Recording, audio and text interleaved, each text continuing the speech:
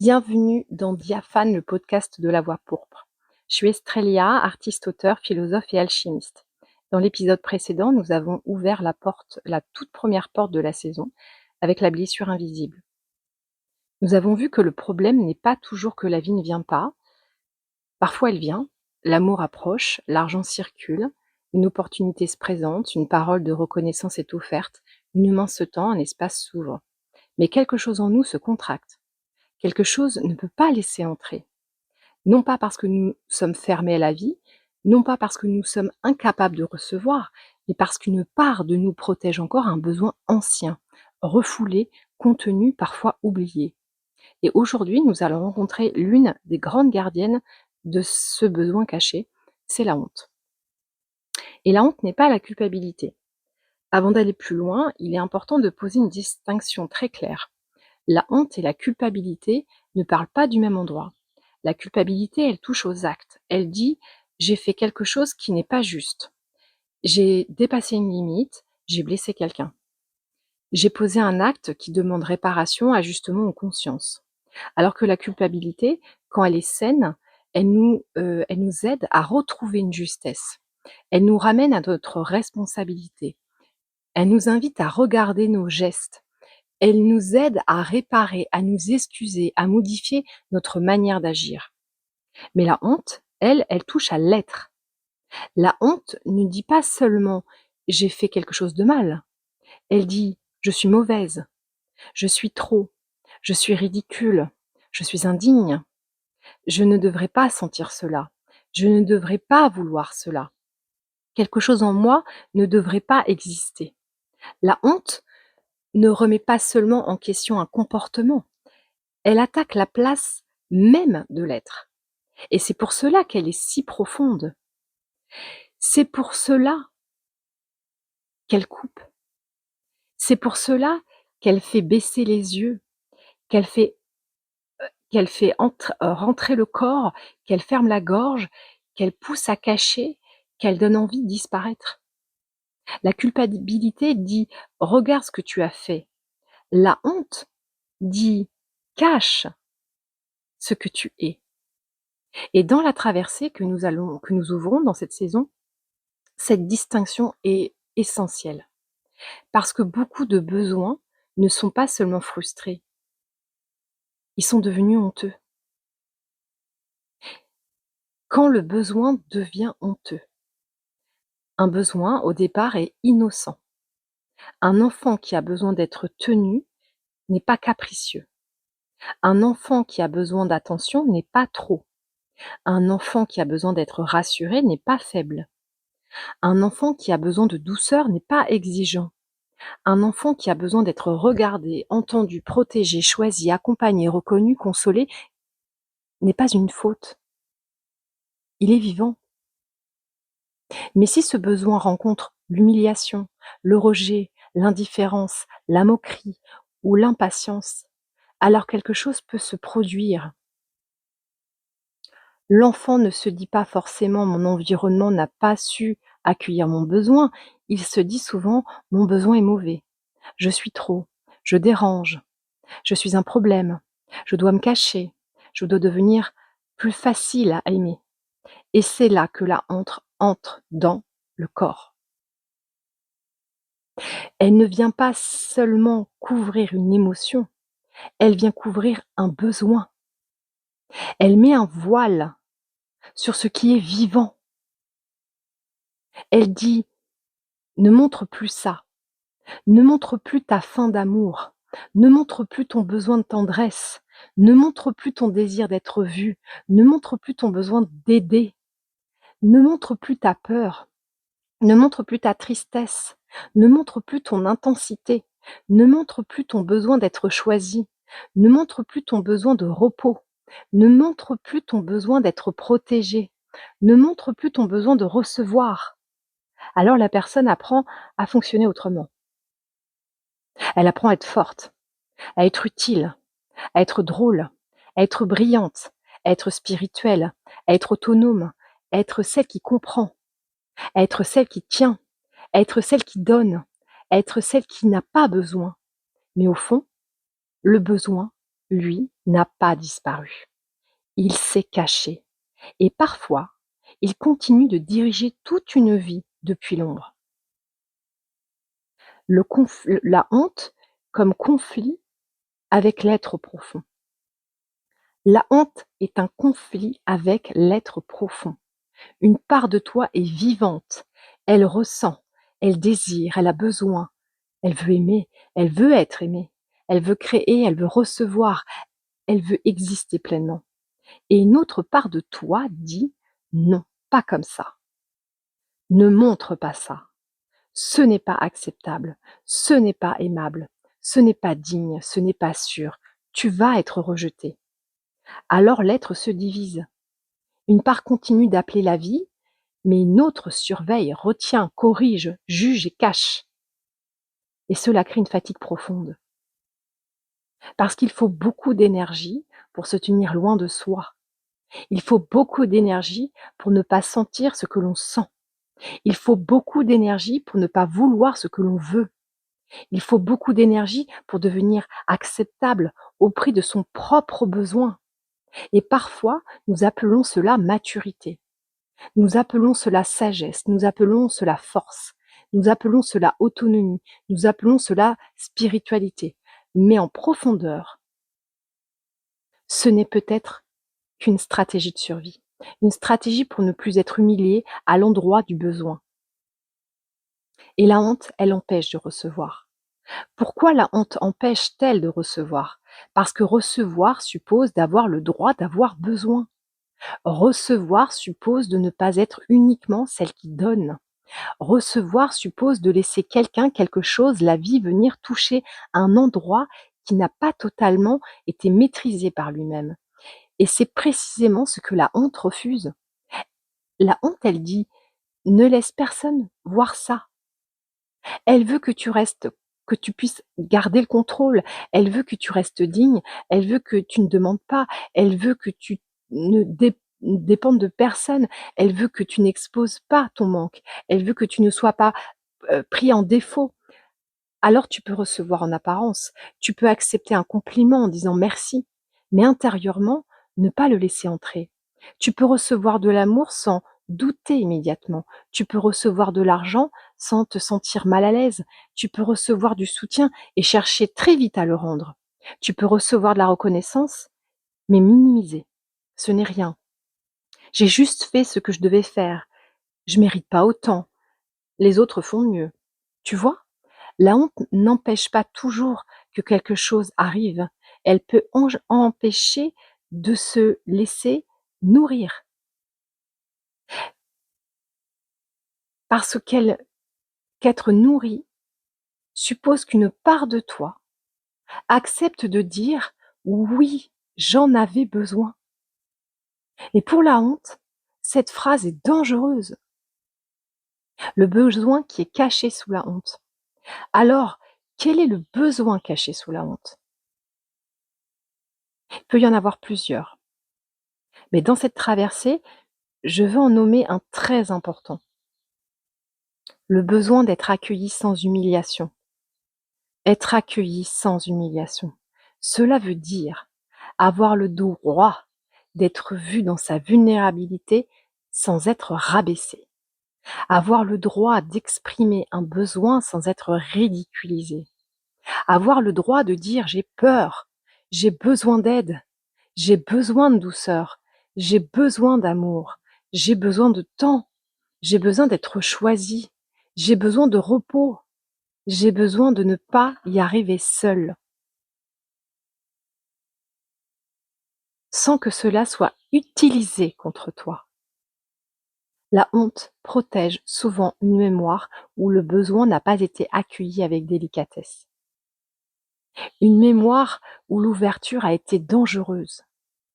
Une mémoire où la vulnérabilité a été vue, mais pas honorée. Et c'est terrible pour l'être profond. Parce que l'être profond ne demande pas seulement à être compris, il demande à être reçu. Il demande à être accueilli sans être corrigé tout de suite, sans être comparé, sans être jugé, sans être traité d'exagéré, sans être sommé d'aller mieux, sans être puni d'avoir demandé. Alors la honte vient dire: «Ne demande plus».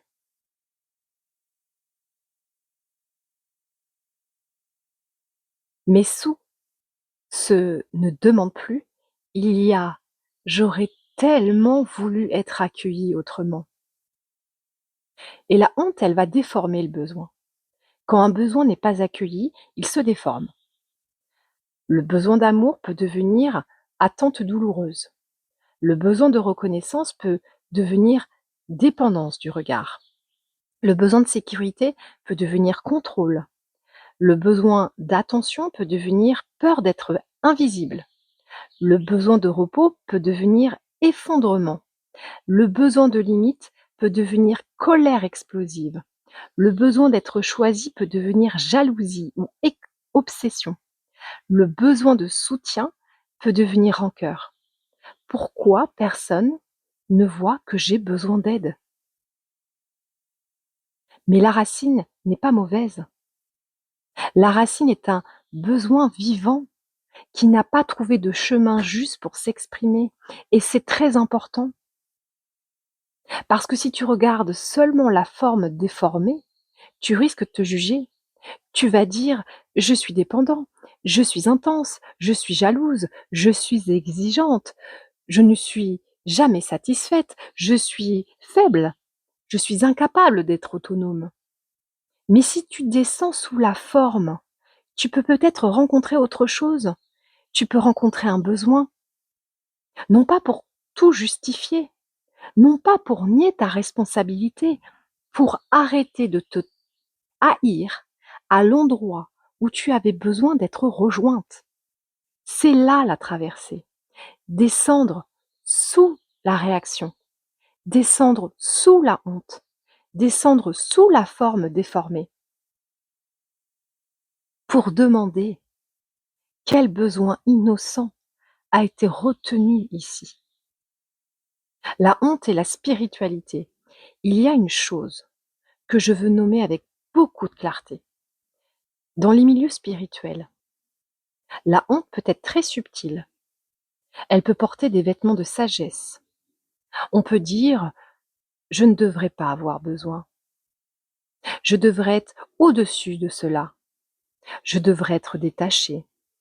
Je devrais être dans l'amour inconditionnel. Je devrais pardonner. Je devrais être aligné. Je devrais manifester sans peur. Je devrais être dans l'abondance. Je devrais être lumineuse». Et tout ça peut devenir une nouvelle violence intérieure. Parce qu'au lieu d'accueillir le besoin, on essaie d'être à la hauteur d'une image spirituelle. On veut être guéri avant d'avoir été entendu. On veut être sage avant d'avoir été consolé. On veut être détaché avant d'avoir été sécurisé. On veut être dans l'amour avant d'avoir reconnu la colère ou la peur. Et la honte adore ça, parce qu'elle peut se cacher derrière des idéaux. Elle peut dire: «Si tu es vraiment évolué, tu ne devrais pas ressentir cela». Mais la voie pourpre ne commence pas là. La voie pourpre ne te demande pas de devenir une image lumineuse. Elle t'invite à descendre dans ce qui est vrai, dans ce qui vit, dans ce qui tremble, dans ce qui résiste, dans ce qui n'a pas encore été accueilli. Parce que la lumière qui nie le besoin n'est pas une lumière incarnée. C'est une lumière qui plane. Et cette saison n'est pas faite pour planer, elle est faite pour descendre. Traversée intérieure, rencontrer la honte sans l'humilier. Je vais maintenant te proposer une petite traversée. Tu peux fermer les yeux si tu le souhaites, ou simplement adoucir ton regard, prendre un instant pour sentir ton corps, ta respiration, le poids de ton corps, la présence de tes mains, et laisser venir un endroit de ta vie où tu ressens la honte. Pas forcément une grande honte, une petite honte nous suffira. Une honte d'avoir besoin, une honte de demander, une honte d'être vu, une honte de désirer, une honte de ne pas y arriver, une honte de vouloir être aimé, une honte de vouloir recevoir plus. La honte de ne pas être aussi fort que tu le montres. Ne cherche pas à analyser. Laisse seulement venir une sensation. Où est-ce que cela vit dans ton corps? Dans la gorge? Dans le ventre? Dans la poitrine? Dans les épaules? Dans le visage? Dans les mains? Dans le bassin? Respire doucement. Au lieu de dire à cette honte: «Pars», au lieu de lui dire: «Je ne veux pas de toi, je ne veux plus de toi ici», essaye de lui dire intérieurement: «Je te vois».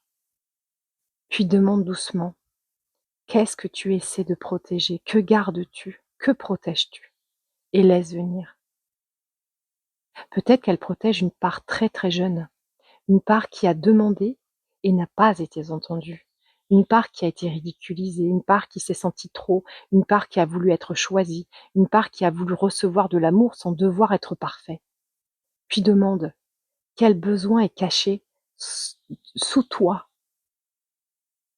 Est-ce le besoin d'être accueilli, d'être rassuré, d'être regardé sans jugement, d'être aimé, même dans la vulnérabilité, d'être entendu, d'avoir le droit de demander, d'avoir le droit d'être là simplement? Reste avec ce qui vient. Et si rien ne vient, c'est pas grave. La honte est parfois lente à ouvrir la porte. Elle a besoin de sentir qu'elle ne veut pas être humiliée une deuxième fois. Alors tu peux simplement lui dire: «Je vais pas te forcer. Je veux apprendre à t'écouter. Je veux découvrir le besoin que tu protèges. Respire». Et sens peut-être que la honte n'est pas un mur. Elle est une gardienne. Et derrière la gardienne, il y a peut-être un besoin qui attend depuis longtemps. Le geste de libération ici n'est pas de supprimer la honte. Le geste de libération, c'est de cesser de se retourner contre soi à l'endroit même où l'on avait besoin d'accueillir. La honte dit: «Cache-toi». La voix pourpre te répond: «Je vais t'accueillir avec assez de douceur pour que tu n'aies plus besoin de te cacher aussi fort». La honte dit: «Ton besoin est trop». La voix pourpre te répond: «Ton besoin a peut-être été seul trop longtemps». La honte dit: «Tu ne devrais pas être comme ça». La voix pourpre te répond: «Je veux écouter ce qui est en toi, ce qui n'a jamais eu le droit d'être pleinement là». Et cela change tout, parce qu'au lieu de faire de la honte un ennemi, on en fait une porte. La honte devient un signal. Elle nous montre un lieu où l'être profond est encore en conflit avec lui-même. Un lieu où un besoin n'a pas encore retrouvé son innocence. Un lieu où recevoir fait peur, parce que recevoir révélerait ce besoin. Et alors, doucement, on peut commencer à répondre aux besoins de sa dignité. Je te propose de garder cette phrase avec toi.